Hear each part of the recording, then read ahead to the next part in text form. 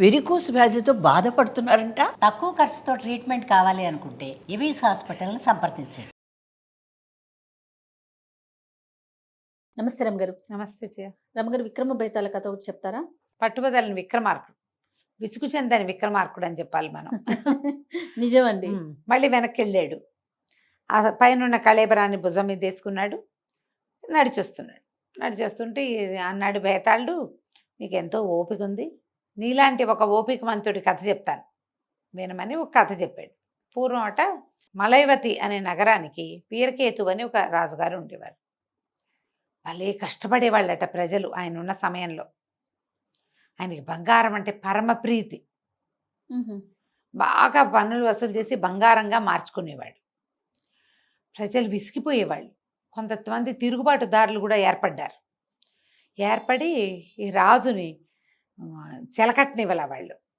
రాజుగారు కూడా కొంచెం జోరుగానే చేశాడు. అయితే ఏమైంది, ఈ తిరుగుబాటుదారులందరినీ అణిచేయటానికి మీరు చెప్పినట్టే చేస్తా, మీకు నచ్చినట్టే రాజ్యం చేస్తాను రండి అని కొండ మీదకి పిలిచి అక్కడ ఉన్న కొలంలోకి తోయించాడట వాళ్ళందరినీ. కొండపై కింద ఒక కొలను ఉంది, పైనుంచి కిందకి తోయించేశాడు. అట్లా అణిచేశాడు ఉక్కుపాదంతో. కానీ చచ్చేదాకా అతనికి డబ్బు కాపీనం పోల. అట్లాగే డబ్బు పిచ్చితోటే ఉండేవాడు, బంగారం పిచ్చితోటి. కొంతకాలానికి అతను మరణించాక యమభటులు అతన్ని తీసుకుపోయి ఆ కొండ మీద బంధించేశారు. నీకున్న డబ్బు కాపీనం వల్లే నువ్వు ఇలాగా ఇక్కడ ఉండాల్సి వచ్చింది అని చెప్పి కొండ మీద ఒక బ్రహ్మాండమైన ఇల్లట ఆ ఇంట్లో పెట్టారు. ఆయనకి నడువుకు ఒక పట్టా కత్తి కట్టారు. అతనికి ఒక పెంపుడు పిల్లి ఉండేది, ఆ పిల్లిని తెచ్చి ఇక్కడ పెట్టారు. ఈయన బోల్డ్ అంత బంగారం సంపాదించి అంత కొండ మీద ఉన్న ఇంట్లో దాచిపెట్టుకున్నాడు. కింద రాజ్యంలో లేవు, బంగారం అంతా అక్కడే ఉంది. ఆ బంగారం దగ్గరే ఇతన్ని పెట్టేశారు.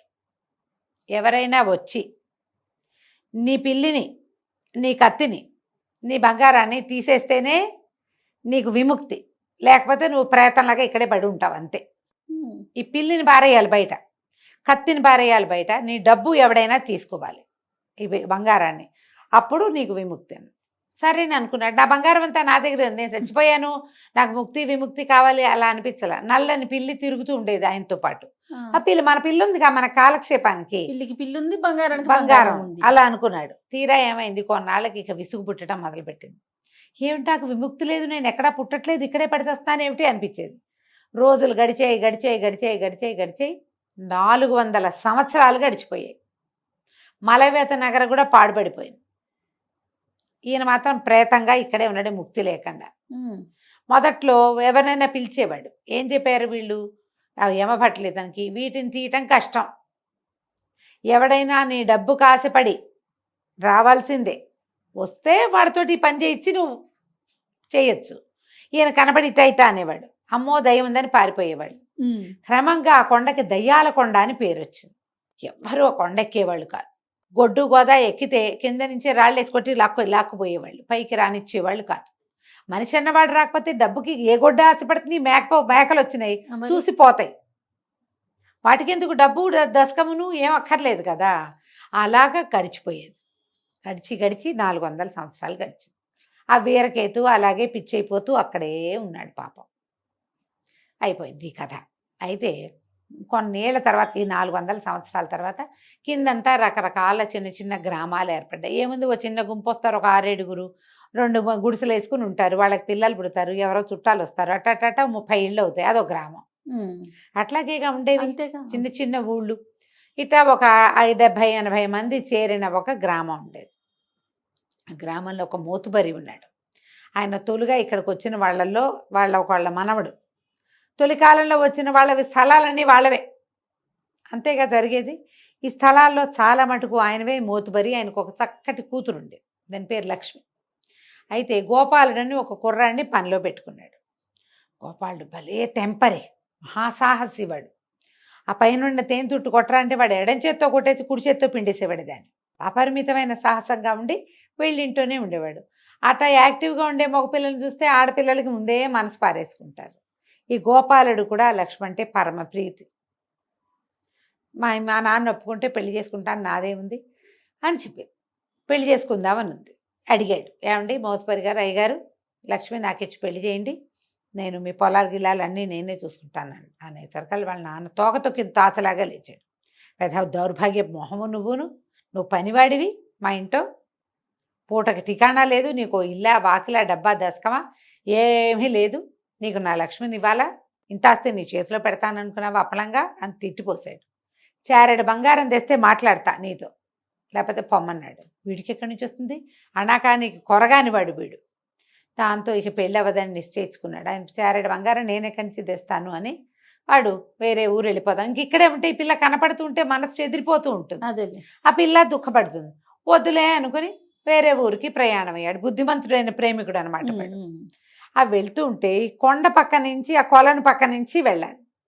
ఆ కొండ పక్క నుంచి వెళ్తూ ఉంటే పైన ఎవరో ఉన్న ఒక ఆయన పిలుస్తున్నాడు. వీడటా పరకాయించి చూస్తే వీడికి ఎట్లా కనపడింది, ఆయన ఎవరో పాతకాలపు రాజుగారిలాగా కనపడుతున్నాడు.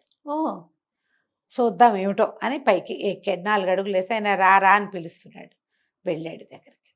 వెళ్తే, బాబు నాకు ఒక సహాయం చేస్తావా, నీకు ఎంత బంగారం కావాలంటే అంత బంగారం ఇస్తానన్నాడు. వీడికి బంగారం అనగానే ఆశ పుట్టింది. బంగారం, చారెడు బంగారం లేకే కదా లక్ష్మిని వదిలిపెట్టుకున్నాను అనిపించి, ఏం చేయాలండి అన్నాడు. దాన్ని నేను నిన్ను ఒక చోటికి తీసుకెళ్తానండి, కుర్రాన్ని వెంబడి పెట్టు తీసుకుపోయాడు. లోపల ఒక పెద్ద భవనం ఉంది ఆ కొండ మధ్యలో. దాని నిండా ఆయుధాలే, ఎన్నో ఆయుధాలు. ఆ లోపల తీసుకెళ్ళాడు. తీసుకెళ్ళాక అటు ఇటు చూస్తున్నప్పుడు ఏమైంది, బాబు నాకు 2 సహాయాలు చేయాలి, ఆ 2 సహాయాలు చేస్తే నేను బతికిపోతా, 400 ఏళ్ళుగా ఇక్కడే పడున్నాను అన్నాడు. ఏం చేయమంటారండి అన్నాడు. ఇంతలో ఏమైంది, మీ ఆవని వినపడింది. పిల్లి, నల్ల పిల్లి ఒక అల్మార్ పక్క నుంచి బయటకు వచ్చింది. మనిషిని చూసేసరికి పెద్ద పులిలాగా దూకింది తన మీద. దూకేసరికల్లా పట్టుకున్నాడు దాన్ని. ఈయన అన్నాడు, రాజుగారు బాబు ఈ పిల్లిని కొండ కింద పారేసిరా, దీన్ని వెనక్కి రానివ్వద్దు, కానీ పారేసే క్రమంలో నువ్వు నోరు తెరవకూడదు, అనకూడదు, కుయ్యో మొర్రో అనకూడదు, మూలకూడదు, సౌండ్ రాకూడదు, నిశ్శబ్దంగా ఈ పిల్లిని కింద పారే, దీన్ని బయట పారేసిరా, నీకు ఇంకో పని చెప్తా, ఆ పని కూడా చేస్తే నీకు బంగారం ఇస్తా, ఎంత నొప్పి కలిగినా ఎంత బాధ కలిగినా నువ్వు మాట్లాడకుండా ఉండాలి అనేసరికి ఈ పిల్లిని పట్టుకున్నాడుగా, గట్టిగా బడిచి పట్టుకుని చూస్తున్నాడు ఏం చేయాలి అని. ఈయన ఏం చేశాడు, గోడను ఒక దాన్ని ముట్టుకున్నాడు. ముట్టుకోగానే గోడ ఇట్ట తెరుచుకుంది. నుంచి వెళ్ళి కొండ చివరికి వెళ్ళిపోమన్నాడు. ఈ పిల్లి వీడిని చేత విధాల గీరి పీకి కొరికేసింది. అయినా సరే వీడు కిక్కుమనలా. వీడికి ఏం కావాలి, బంగారం. అటా పట్టుకెళ్ళి పిల్లిని విసిరి కొట్టేశాడు పైనుంచి కిందకి. కింద పడ్డమేంటి, మాయమైపోయింది పిల్లి. చేతులంతా గీరేసింది. ఇట్లా దగ్గర పట్టుకుంటే ఇట్లా మేడ మీద ఛాతీ మీద కొరికేసింది అది. అయినా సరే వెనక్కి వచ్చాడు. వెనక్కి వచ్చాక ఇంకేం చేయాలండి అన్నాడు. ఆయన నడువుకి ఒక పట్టా కత్తి కట్టుంది, ముందు కట్టారుగా యమదూతలు, ఈ కత్తి ఊడదీసి తీసుకెళ్ళి కొండమించి బయట పారేమన్నాడు. సరేనండి అని ఇట్లా నడువు దగ్గరకు వచ్చేసరికి ఇంత పెరిగిపోయాడు రాజుగారు. ఆ కత్తి పార్టు వీడు 2 చేతులు పైకెత్తితే కూడా అందనంత ఎత్తుగా ఉంది. ఓహో, దాన్ని ఎట్ట విపదీస్తాడు. వాడు అట్టాగే మునివేళ్ల మీద నిలబడి కష్టపడి అందినంత మేర ఎట్లా గొట్లా తాగాడు. తాగితే ఆ కత్తి ముడిపోయి జర్రుని జారి వీడి కాలు మీద పడింది.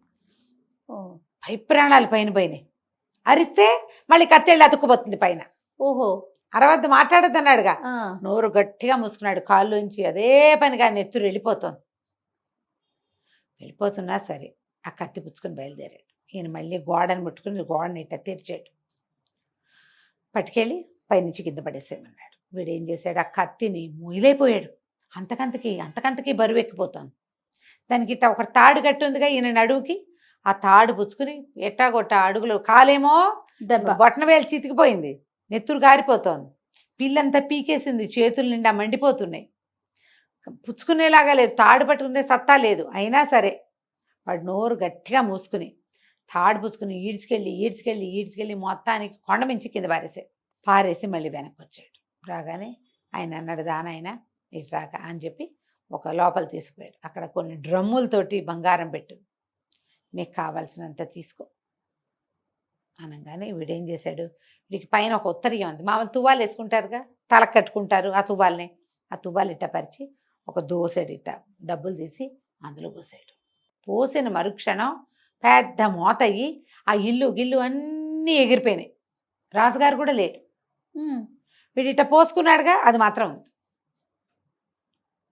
ఇక్కడున్న బంగారం సమస్తం మాయమైపోయింది. వాడు పోసుకున్నది మాత్రమే మిగిలింది. వాడు కనుక ఇట్లా తీసుకున్న ఒక్కటి తీసుకున్నా అయిపోయేది. వాడేం చేశాడు, ఆయన చారడిమ్మన్నాడుగా, అందుకని ఇటా జవిరి పోసాడు. అందులో ఇన్ని ఉన్నాయి.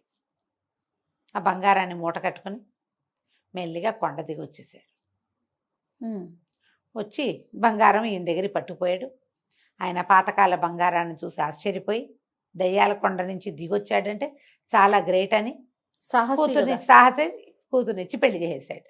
ఇప్పుడు బేతాళుడు అడిగాడు, వీడు ఇంత పని ఎందుకు చేశాడు, అసలు లక్ష్మి వద్దులే అని వెళ్ళిపోతున్నాడుగా, వేరే ఊరు బయలుదేరిపోయాడు. వాడు లక్ష్మి కోసమైనా ఇంత పని చేశాడు. రాజుకు సహాయం చేద్దాం అనుకున్నాడా, లేకపోతే సాహసంతో చేశాడా? ఎందుకు చేశాడు ఈ పని? ఈ ప్రయత్నంలో వాడు మొదటిసారి పిలిపీకినప్పుడే చచ్చిపోయి ఉండొచ్చు. రాజుగారు చెప్పాడు, నీకు దెబ్బలు తగలటమే కాదు, నువ్వు చచ్చిపోవచ్చు కూడా. తెలిసి కూడా చేశాడు. ఎందుకు చేశాడు అని అడిగాడు బేతాళుడు. రాజుగారు చెప్పారు, లక్ష్మి కోసం కాదు, వీడు బేసిక్ సాహసి. లేకపోతే వాళ్ళ ఇంట్లో పనిచేసేవాడు, నదురు బెదురు లేకుండా నెలకి రూపాయి జీతం తీసుకునేవాడు, కోటీశ్వరుడి కూతుని మీ పిల్ల నాకు ఇచ్చి పెళ్ళిం చేయండి అని అడుగుతాడా? టెంపర్తనం వాడికి. సాహసి వాడు. సాహసంతో రాజును చూసి వచ్చాడు. ఇంకోడైతే ఆ 400 ఏళ్ల నాటి బట్టలు వేసుకుని ఉన్నవాడు పిలిస్తే వెళ్తాడా? ఆ ఊళ్ళో ఎవరు వెళ్ళాలా, ఆ 100ని పిలిచాడు ఆయన. వీడొక్కడే వెళ్ళాడు. వెళ్ళే సాహసం. ఆయన చెప్పాడు ఏదో ప్లాను, అయినంత అవుతుంది, ఏదైనా సరే నేను చేసేస్తా అని ఉంది వాడికి. పరమ సాహసికుడు అవ్వటం వల్లే ఈ పని చేశాడు. కానీ ఇది లక్ష్మి వాడికి దొరకటం ప్లస్ అంతే. వాడు తీసుకున్న డబ్బులతో లక్ష్మి కుదిరింది. కుదరపోయినా డబ్బులు ఉండేవి వాడికి. ఆయన ఒప్పుకోలేదనుకో, చేసేదేం లేదు. కానీ వీడు దానికోసమే చేశాడని అనుకోవడానికి వీల్లేదు. బేసిక్ సాహసి కాబట్టి ఈ పనికి ఒడిగట్టాడు. ఈ ప్రయత్నంలో ఎలా పోయేవాడు, ఆ లక్ష్మి ఎలాగో దక్కలేదు, పోతే పోతాం అనుకున్నాడు. వస్తే ధైర్య సాహసే లక్ష్మి, అది కూడా వస్తుంది. అందుకని తెంపర్తనంతో చేశాడు అని చెప్పంగానే బేతాళుడికి నచ్చింది. నిజం ఆ మాట. పరమ సాహసి అవటం వల్లే ఈ కుర్రాడు ఈ పనికి దిగాడు. ఆ పిల్లిని పడేశాడు, ఆ కత్తిని పడేశాడు, ఆ నాగా డబ్బులు తెచ్చుకున్నాడు, ఇవన్నీ చేశాడు. నువ్వు బాగా చెప్పావు కానీ మౌనభంగం చేసావు కదా నువ్వు, అందుకని నేను వెళ్ళిపోతున్నానని శవంతో సహా బేతాళుడు మళ్ళీ చెట్టెక్కేశాడు. రాజుగారు మళ్ళీ వెనక్కి నడవటం మొదలుపెట్టాడు. కథ కంచికి మనం ఇంటికి. చాలా బాగుందండి. నమస్తే. నమస్తే.